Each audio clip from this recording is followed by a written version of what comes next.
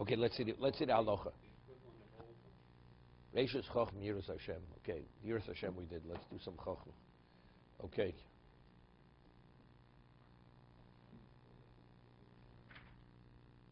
We're holding Mishna Berura Succos.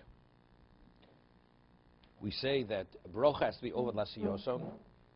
Before you do the mitzvah, one has to say the bracha. So the Mechaber says you should take the lulav, the three minim, before you take the esrog. Say the bracha, which is al til sulav and shechiyono, then you take the esrog.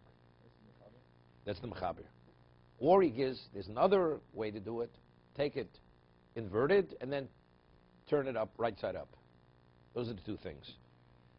What's wrong with the pitum being, why not just take the esrog in the split? Without the lulav.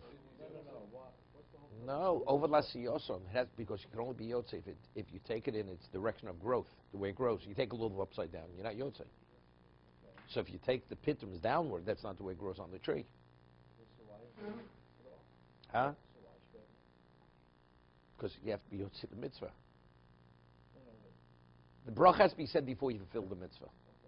So if you take it upside down, you're not fulfilling the mitzvah. Then you turn it right side up. Now when you're holding all four species right side up, now that's the mitzvah. No, but if you hold it pittum down, because that's the way it grows. No, it grows up. Pittum grows up. Okay, so then so same thing the other way. So if that's the way it is, why? Because if you take it immediately, you're going to be yotze. If you take all four species immediately, now how do you say the bracha? You finish eating the bread, you swallowed. You say a motzi after you finish eating. Right? The bracha always has to precede the eating or precede the mitzvah, the fulfillment of the mitzvah. But if the moment you take all four species, you yotze immediately, you're not able to say the bracha any longer. Okay? Okay.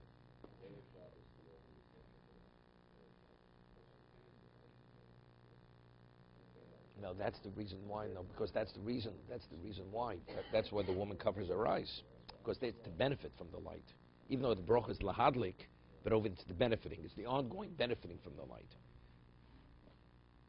Kodem shita lo esrog mitam dein levorech kodem shit lenu halulav. Lo mistaver levorech moch halulav munach bekli. Now he's saying, why did you say the bracha before you even take the lulav off the table? Lulav's on the table with the esrog. This we discussed yesterday. What do you mean you could?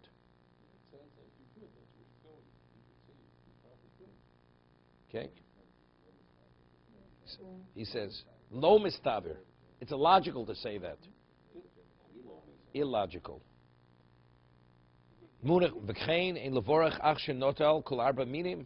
And once you've taken the four, it's too late to say the bracha. The bina over la siyoson hilkoch. Mevorech kodem shito lo esrog. This is over la siyoson. We'll discuss this in a moment. So therefore, before you take just the lulav, so you haven't yet fulfilled the mitzvah, so you're already engaging in part of the mitzvah. Because unless you take all four species, you're not yotzei. Now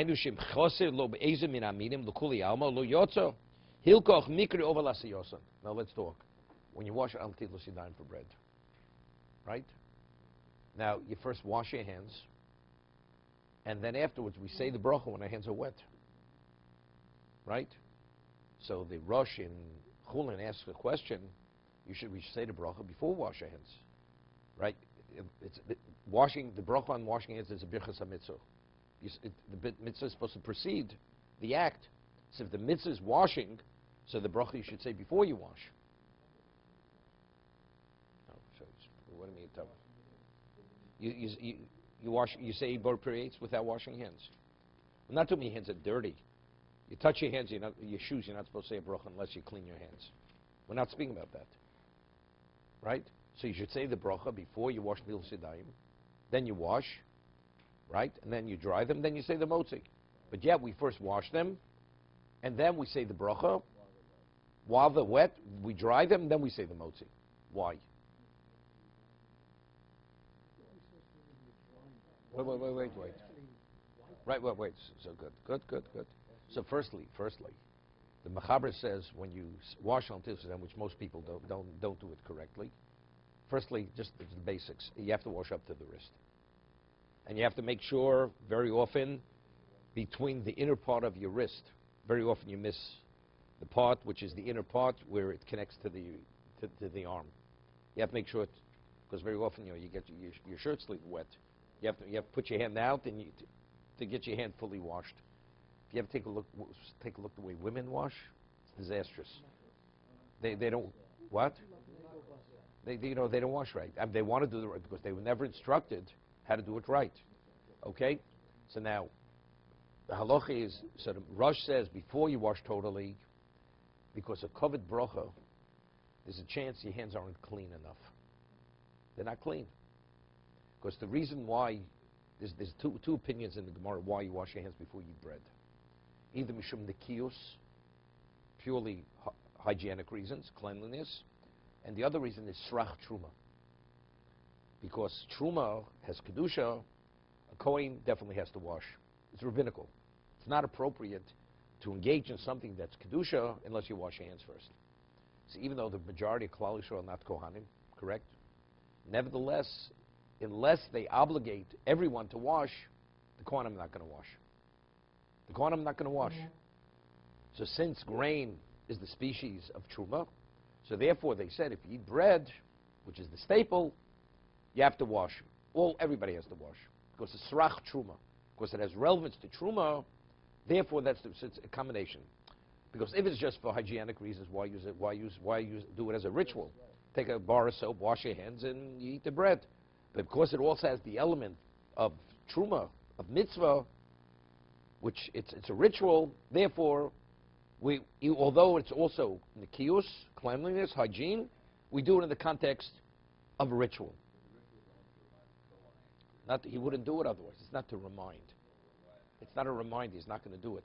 He's eating bread. Look at both pieces of bread. It's the same bread, except one has kedusha. One doesn't have kedusha. Well, if they don't wash, I'm not washing either. But if all Jews wash when they eat bread, he washes when he eats bread. Right? So we don't differentiate whether it's truma bread or ordinary bread. It's the same. That's the Gemara. Look, I have enough difficulty. We're learning kedusha. He's learning it. So we'll talk about chulin over here. Okay? So the Rosh explains it like this. He says, firstly, when you wash your hands, the Mechaber says, after you wash, you're supposed to go like this. You're supposed to rub your hands together. Why do you rub your hands? In case there's some uncleanliness on your hands, by rubbing them together, that will loosen it. Okay?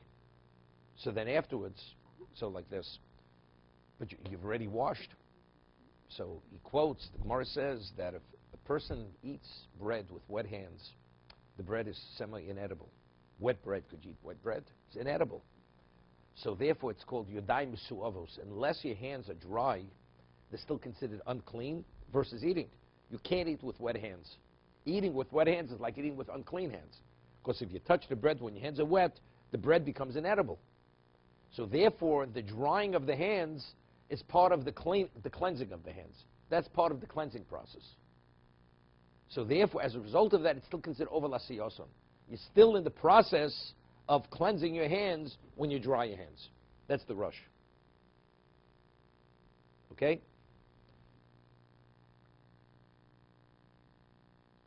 Oyapocha esrog.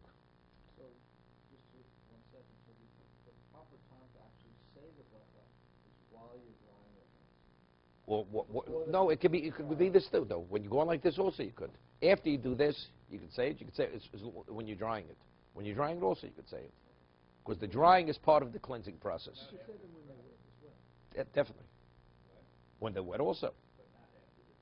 B'di'evid, the Mechaber says b'di'evid. If you said it afterwards, even if you didn't say you fully dried, you should still say the bracha. Because before, it's too. That's over. It's too much before. Once you start washing your hands, that's siyah. No, we're explaining it. No, until your hands are dry, your hands are not cleansed. It's part of the process. Drying your hands is part of the cleansing process. The whole thing, from washing to drying, is part of the process. Therefore, you could say the bracha. But it's too pre. Before you even start the process. No, because your hands really may not be clean. So it's not respectful for the bracha. That's a bracha. The bracha v'hantil shadayim. The other, it's over the siyos, because it's still before the bread.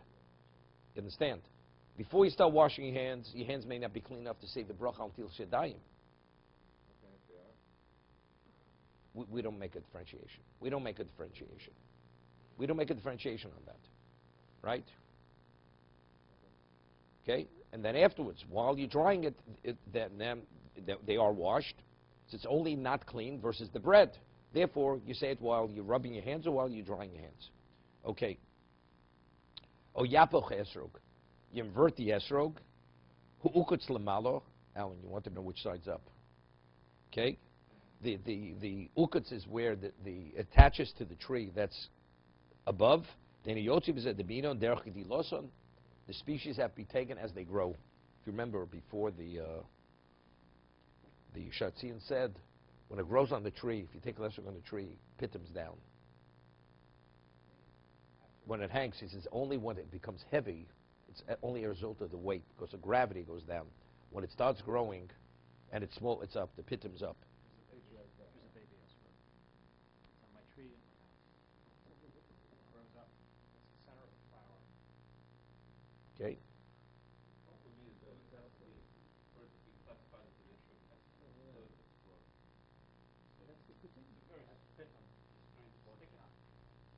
Okay, we'll learn to run. We'll get Howard involved. Ukdel siv beis. Ulacha brocha.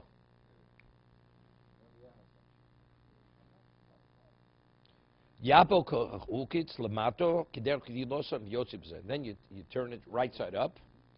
Va'im beis Yosef deish od eitz sheyakodim las yosen hainu shechavin shlulotzis b'mitzvah aracha brocha. That's Toldos in Sukkah. If you have in mind specifically that you don't want to be yotze with the mitzvah, you take it right side up. But you have in mind you don't want to be yotze, it's also. You're not yotze. So even though physically you took the dalid minim, but since you had in mind not to be yotze, so you're saying the bracha before you fulfilling the mitzvah, sheyitu kulam biyodo, ayin be'ar grosh kosid ze'etzo, ya yosem uvcheresh b'kulam. Hear this?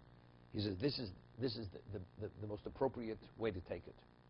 Take all 4 species in the direction that they grow, and have mind specifically. You don't want to be yotze, and then say the bracha to be yotze. Why? Probably because it's the least amount of hefsek. Understand? You're supposed to have the least amount of hefsek between the bracha and the fulfillment of the mitzvah. So if you have take it inverted with the pitums down, so now to fulfill the mitzvah you have to turn it up, correct? But if you do as the Beis Yosef suggests, have them on you don't want to be yotze, so you're taking them immediately as they should be taken, but it's still over lasiyosan because you haven't filled the mitzvah, so you have in mind, I don't want to be yotze the mitzvah. You say the bracha, and immediately you're holding it. And since you're holding, you fulfill the mitzvah immediately without any interruption whatsoever. So therefore, the Vilna Gaon says, this is the best way to do it. Have in mind that you don't want to be yotze.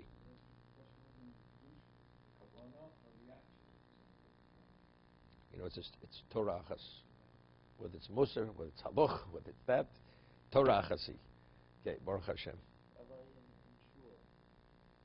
you're benching unsure, before Halloween, would you wash your hands before you bench your over? No. You've been davening all along. You're supposed to wash your hands before you daven. Right? Very often, what I do, we say Kiddush Friday night. When I come home from shul, I usually wash my hands before I say Kiddush. I mean, not like Til Sidam up to the wrist, because then I create a problem for the motzi. There's Oshailu, you know. If you're already washed properly, up to the wrist, right? Let's say before Kiddush. And now you're going to say the motzi. Do you say Al Til Sidam now? You only say Til Sidam if your hands haven't been washed. But if your hands are fully ritualized, as you're supposed to for Til Sidam, so what are you going to wash again? It's a bracha levatala. Right? So when I wash, I only wash to make sure, you know, sometimes I wash with a cup, or if I don't have a cup, I wash my hands with water, just to make sure my hands are clean before because, you know, from shul till you say Kiddush, you know, there's a little bit of, it's an interruption, whatever it is. That's covered bracha. Kiddush is some people, even if they don't say Kiddush in shul, they come home, they say Kiddush again, let's say during the daytime. Because the meal starts with Kiddush. Gives it, that's the, no, not a Kiddush Makom Suda. No, it's the right way to start it. It gives a different status to the meal. You start with Kiddush, with Bar Priya Gofen. Okay? Especially most people in shul, very often they say Kiddush on schnapps, a whiskey, right? Usually if you say Kiddush at the table, even during the daytime, You start the meal with kiddush, it's usually wine. It's not with whiskey. So it gives it a whole different feeling. It's more formal. It's a more formal way to gives a certain formal status to the Suda. See, I don't have a look. Some people take tranquilizers. Other people take shots of whiskey.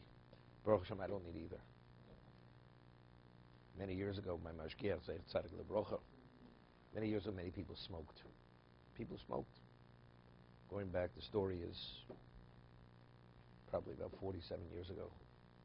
And Bochrim would smoke during the shir. While the Rebbe said the shir, we're talking boys who were 19, 20, 21.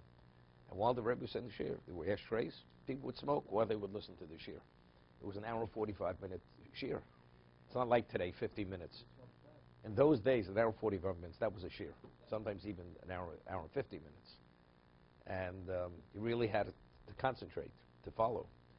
So, Mashgiach, he already, Chofetz Chaim writes about not smoking over 100 years ago.